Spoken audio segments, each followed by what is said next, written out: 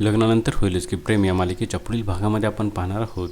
आईने काव्याला स्वेटर बनवायला शिकवलेले असते आणि स्वेटर बनवत असताना काव्याकडून सर्व लोकरीचा गुंता होतो आणि ती बोलते, हे काय करून बसलीस काव्या, आता याचा गुंता कोण सोडवणार. तेव्हा गुरुजी त्या ठिकाणी येतात आणि बोलतात गुंता सुटणार आणि गुरुजींना त्या ठिकाणी पाहिल्यानंतर काव्य देखील अवाक झालेली असते. त्यानंतर आपण पाहतो काव्य ही पार्थला बोलते, आता चोरओटीचा कार्यक्रम तर झाला, आता माझं पुढचं मिशन आहे मिसकारेज झालेला रस्ता ठीक करणे. सध्या मी IAS तर नाही झाली, परंतु ही भावी IAS काव्या त्या रस्त्याने जाणाऱ्या महिलांचे मिसकारेज झाले आहे त्यांना न्याय मिळवून देणार, त्यांच्यासाठी कोर्टामध्ये अपील करणार. परंतु मला त्यासाठी अगोदर मिसकारेज झालेल्या सर्व महिलांना शोधून काढावे लागेल. आणि त्यावेळेस आपण पाहतो त्या ठिकाणी नंदिनी देखील आलेली असते आणि नंदिनी मात्र अतिशय घाबरते.